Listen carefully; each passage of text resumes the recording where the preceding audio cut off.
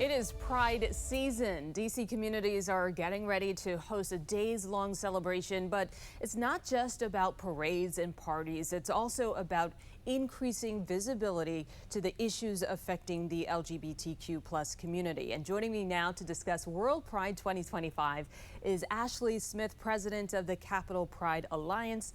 Ashley, great to have you in studio. Thank you. So World Pride, it kicks off tomorrow, and attendance numbers we were talking aren't quite what you were expecting. What's going on? Well, the attendance, we kick off tomorrow with Trans Pride, and so we go through 3 weeks of celebrations from Trans Pride to all the different other prides that we're going to be celebrating.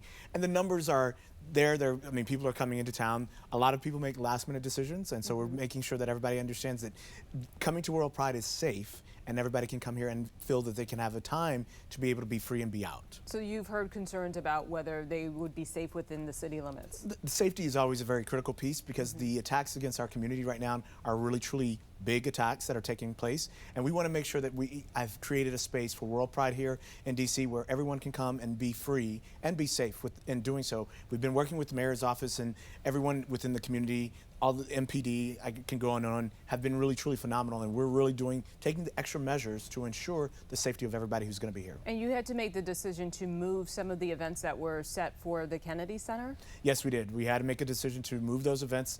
Once a particular venue was not going to allow members of our community, drag performers and other members of our community to be able to perform in their spaces, it was time for us to move into a different direction. So we're looking and wanting to make sure that we create spaces for everyone to be free at all times and that we can have everyone present. That was not the case. So we did move, and we have been able to move all those different events to other locations throughout the city. So World Pride is held every 2 years. What is the theme and what is the energy behind this year's event? The theme is the fabric of freedom, and it's really about talking about how we are weaved in everything. We're interwoven in so many different aspects.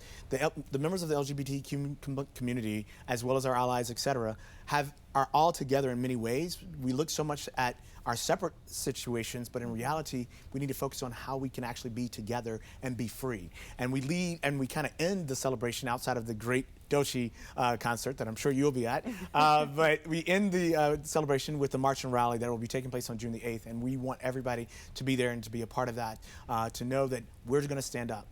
Yeah, and that rally, you told me, you haven't had one since 2017.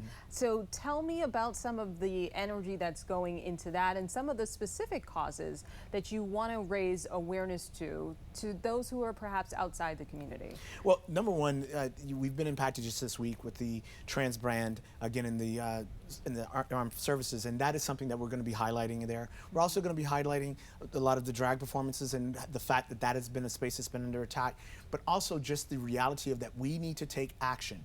It is about time for us to stand up and say, okay, enough is enough.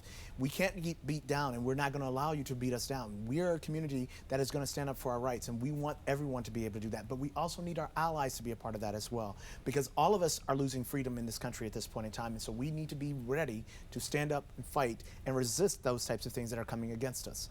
The focus has to be on what we can do together and take action and move forward. And a lot of these events are free. Yes, we have the largest free Pride celebration throughout the country, and we're going to be providing a lot of different things that are going to be free. We do have the festival that's going to be taking place downtown. That'll be the 7th and 8th that will be taking, and we have Cynthia Rivi that will be there.